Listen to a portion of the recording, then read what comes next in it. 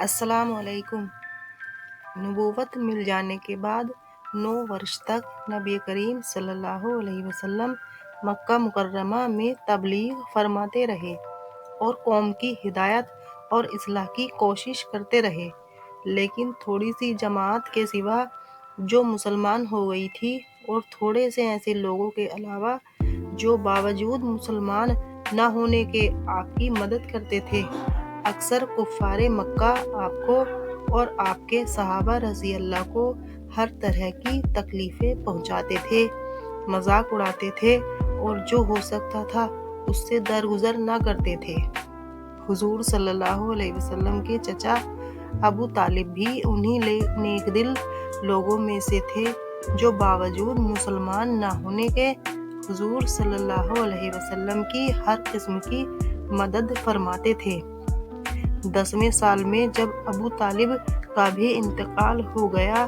تو کافروں کو اور بھی ہر طرح کھلے مہار اسلام سے روکنے اور مسلمانوں کو تکلیف پہنچانے کا موقع ملا۔ حضور صلی اللہ علیہ وسلم اس خیال سے طائف تشریف لے گئے کہ وہاں قبیلہ ثقیف کی بڑی جماعت ہے، اگر وہ قبیلہ مسلمان ہو جائے تو مسلمانوں کو ان تکلیفوں سے نجات ملے اور دین کے فیصلے کی بنیاد پڑ جائے۔ وہاں پہنچ کر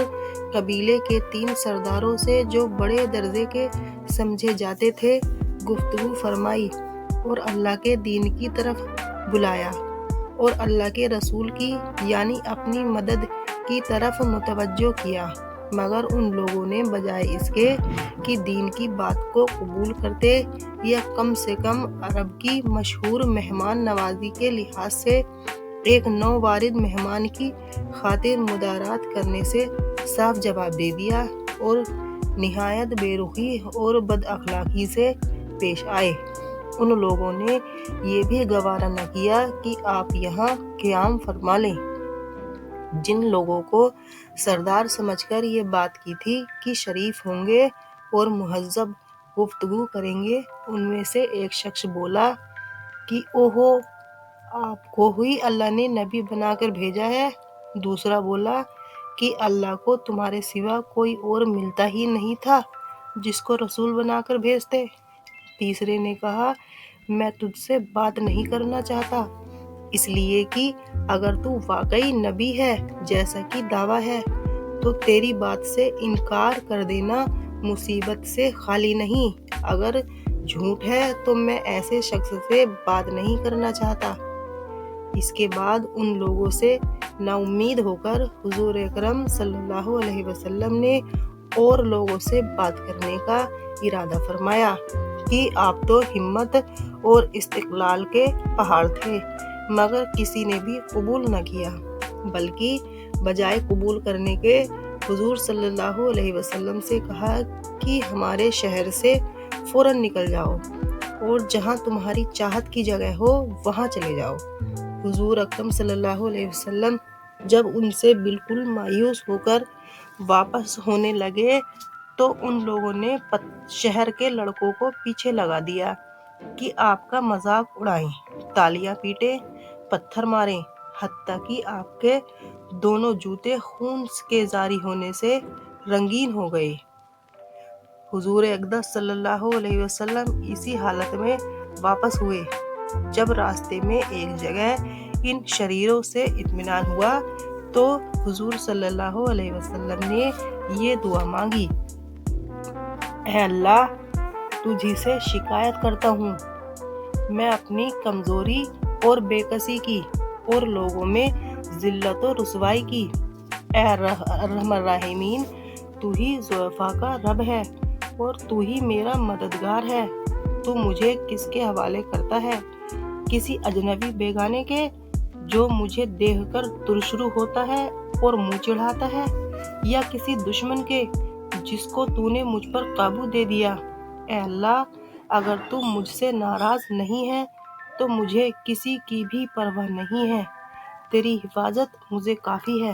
میں تیرے چہرے کے اس نور کے طفیل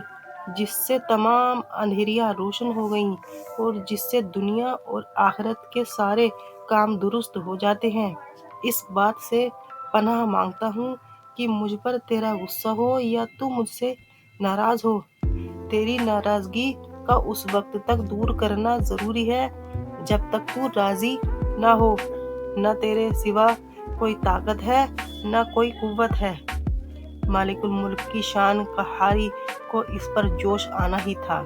کہ حضرت جبرائیل علیہ السلام نے آ کر سلام کیا اور عرض کیا کہ اے اللہ تعالیٰ نے آپ کی قوم کی وہ گفتگو بھی سنی جو آپ سے ہوئی تھی، ان کے جوابات بھی سنے، اور ایک فرشتے کو جس کے متعلق پہاڑوں کی خدمت ہے آپ کے پاس بھیجا ہے کہ آپ جو چاہیں اس کو حکم دے۔ اس کے بعد اس فرشتے نے سلام کیا اور عرض کیا کہ جو ارشاد ہو میں اس کی تعمیل کروں۔ اگر ارشاد ہو تو دونوں جانب سے پہاڑوں کو ملا دوں جس سے یہ سب درمیان میں کچل جائیں، یا اور جو سزا آپ تجویز فرمائیں۔ حضور صلی اللہ علیہ وسلم کی رحیم و کریم ذات نے جواب دیا کہ میں اللہ سے اس کی امید رکھتا ہوں کہ اگر یہ مسلمان نہیں ہوئے تو ان کی اولادوں میں سے ایسے لوگ پیدا ہوں جو اللہ کی پرستش کریں اور اس کی عبادت کریں۔ یہ اخلاق ہے اس کریم ذات کے جس کے ہم نام لیوا ہیں کہ ہم ذرا سی تکلیف سے کسی کو معمولی گالی دے دینے سے ایسے بھڑک جاتے ہیں کہ پھر عمر بھر اس کا بدلہ نہیں اترتا۔ ظلم پر ظلم کرتے رہتے ہیں اور دعویٰ کرتے ہیں اپنے محمدی ہونے کا، نبی کے پیرو بننے کا۔ نبی کریم صلی اللہ علیہ وسلم اتنی سخت تکلیف اور مشقت اٹھانے کے باوجود نہ دعا فرماتے ہیں نہ کوئی بدلہ لیتے ہیں۔